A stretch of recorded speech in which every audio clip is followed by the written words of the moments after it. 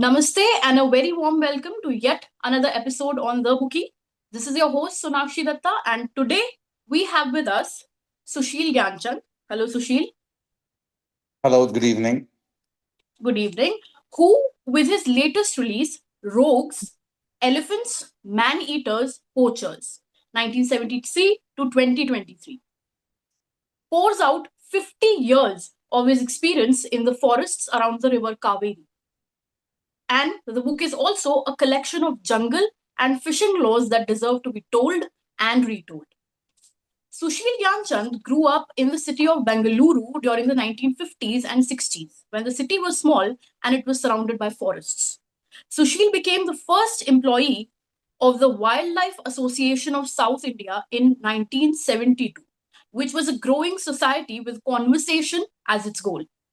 Thus, having spent many years on the river and the jungles on its banks, Sushil became not only an expert angler, but also an expert in tracking all kinds of wild animals. So, Sushil, coming straight to the book, the first question that I would like to ask you is what have been your most important findings during the 5 decades that you spent across Indian jungles, which, according to you, should be shared and should be known by all?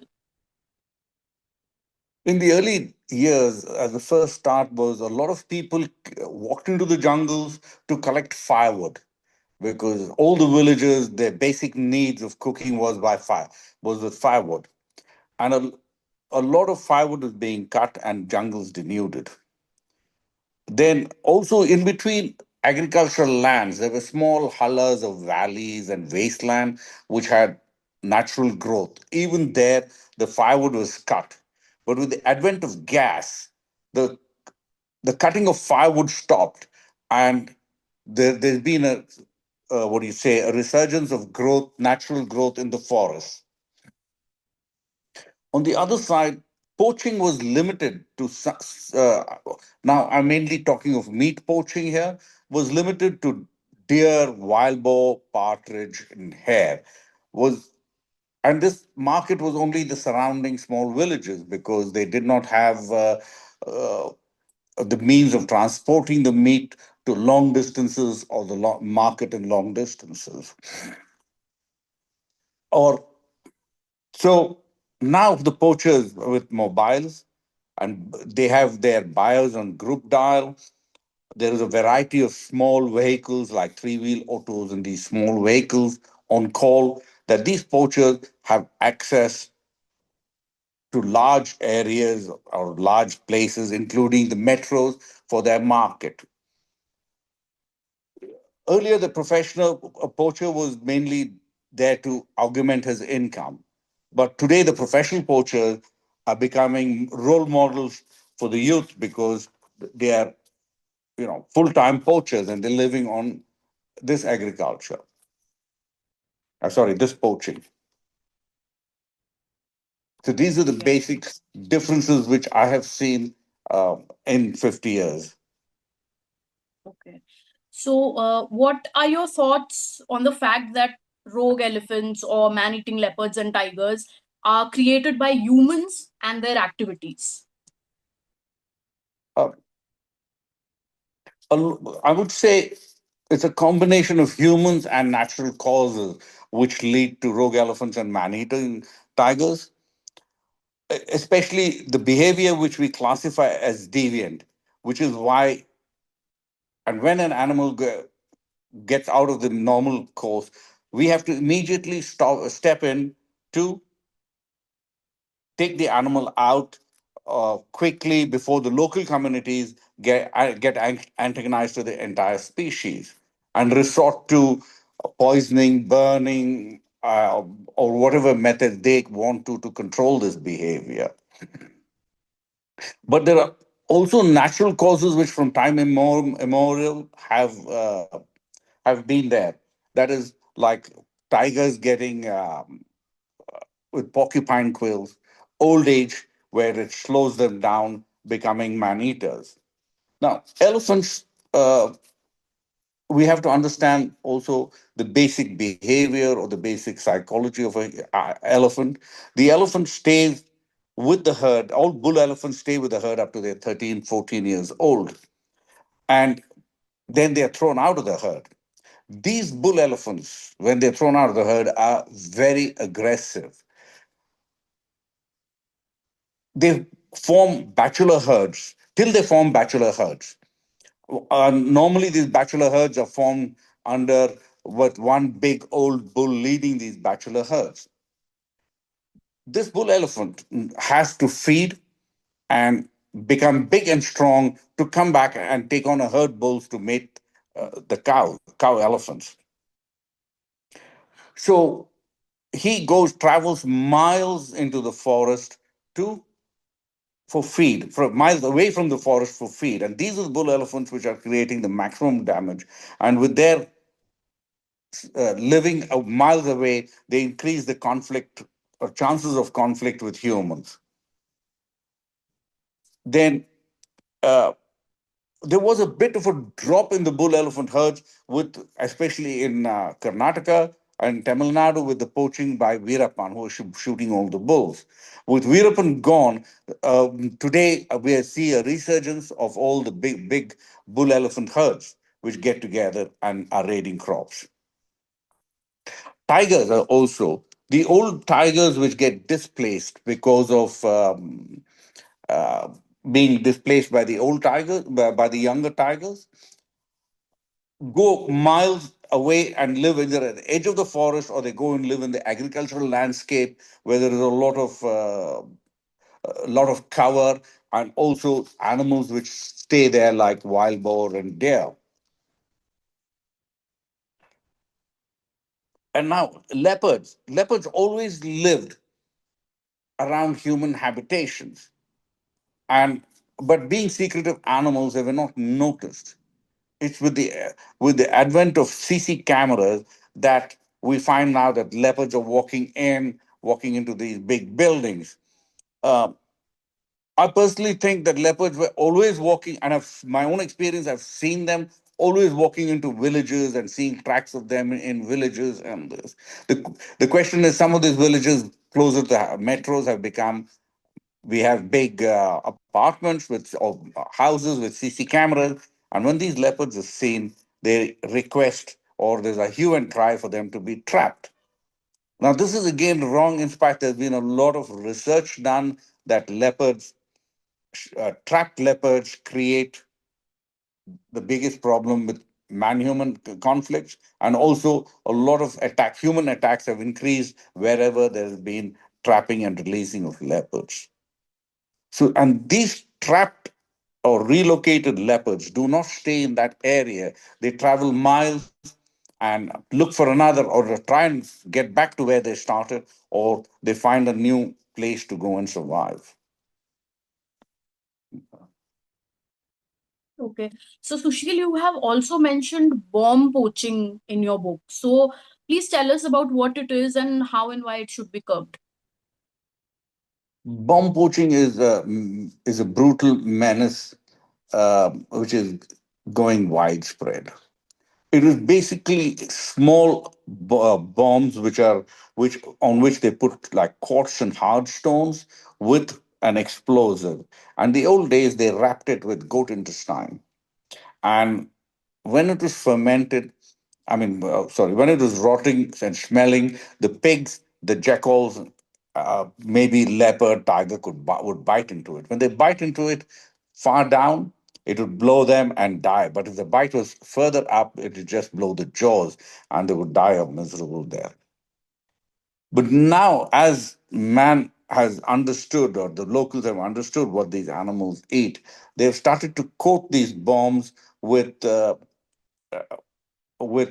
grain and food, or make a pile of food and keep the bomb inside.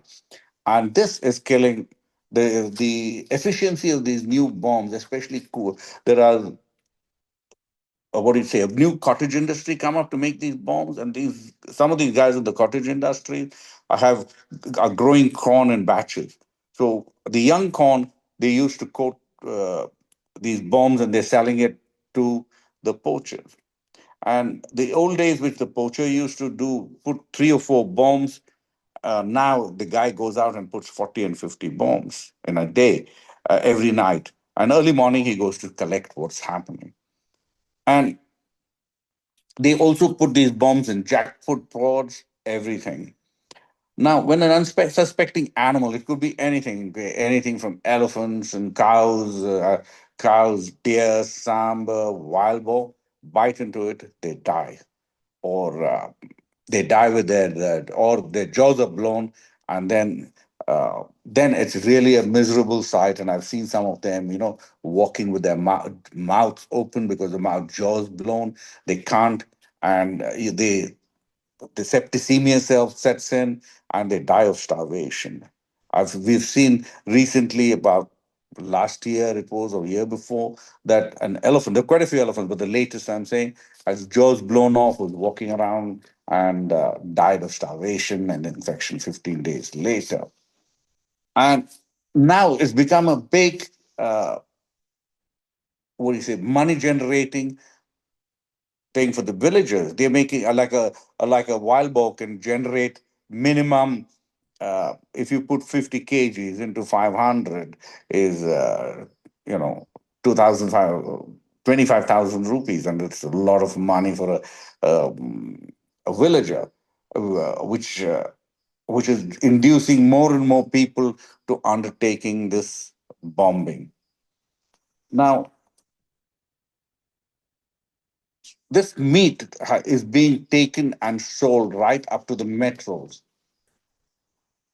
Also, the other thing is, a lot of with this bomb poaching with bombs and killing animals and killing them outside is removing these animals from the agricultural landscape completely, and for the reducing the feed for the tiger and the leopard.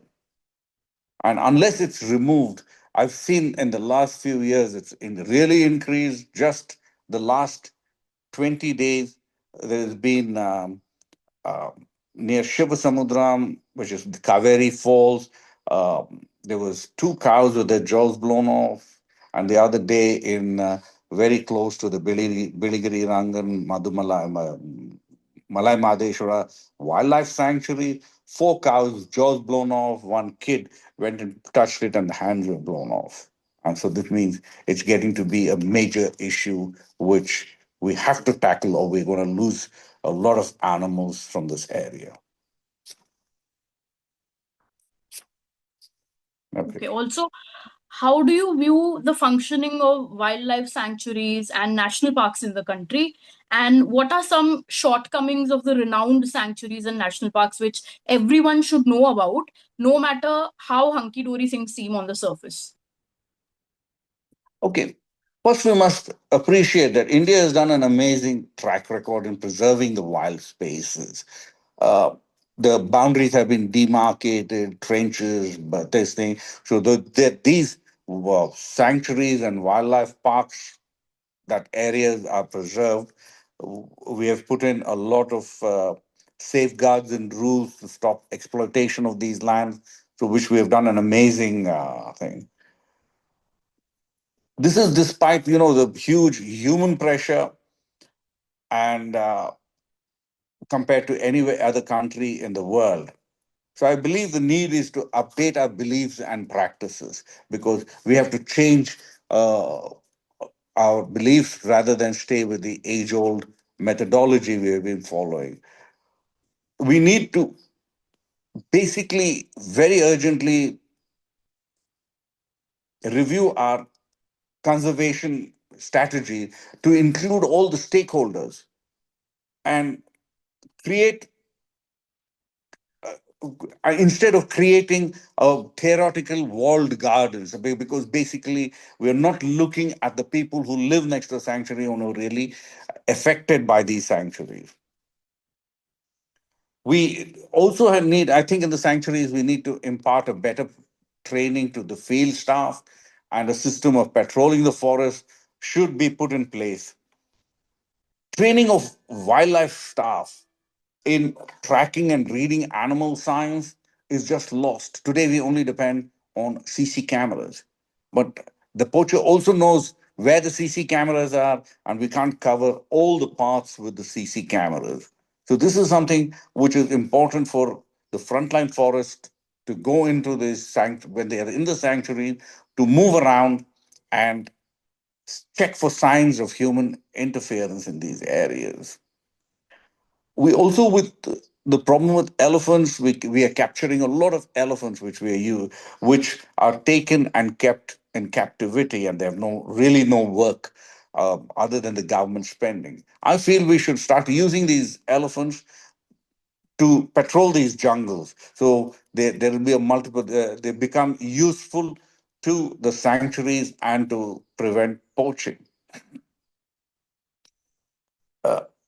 It's found in my experiences with conservation and protection. Conflict management has to change. It's been based for many years, based on a basic philosophy that man has interfered in these forests. But not, today we cannot change it. It is there. And we also have to realize that the basic stakeholder is the villager who's losing his lives to these animals.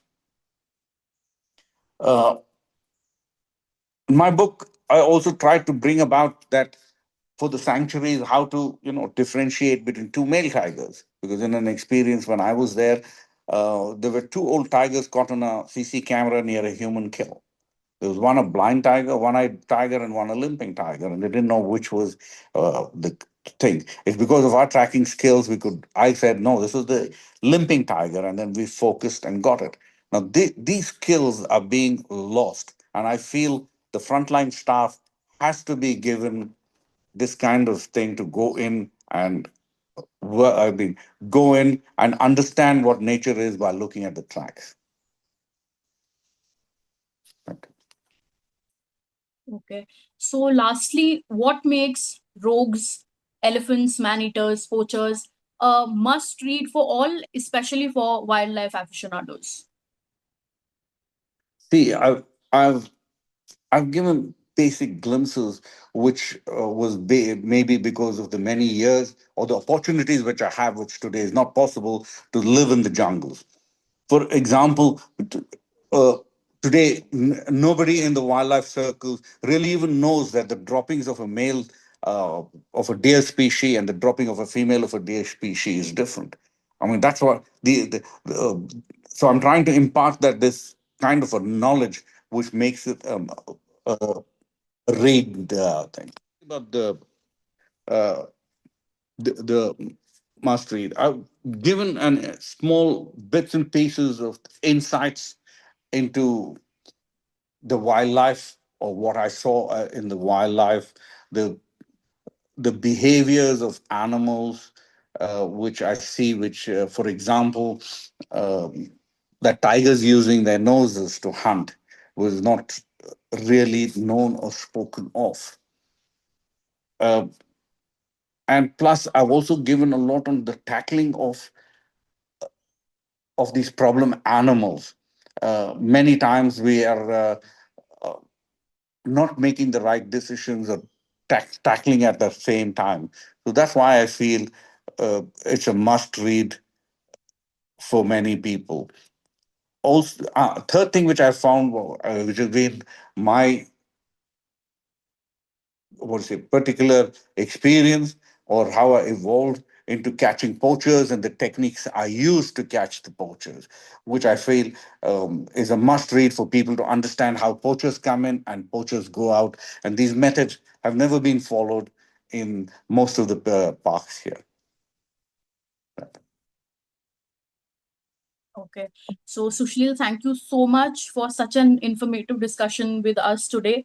And I really believe that every forest department should learn from your experiences and should go through your account in order to, for the ecosystems to thrive and the animal life to survive in a better manner.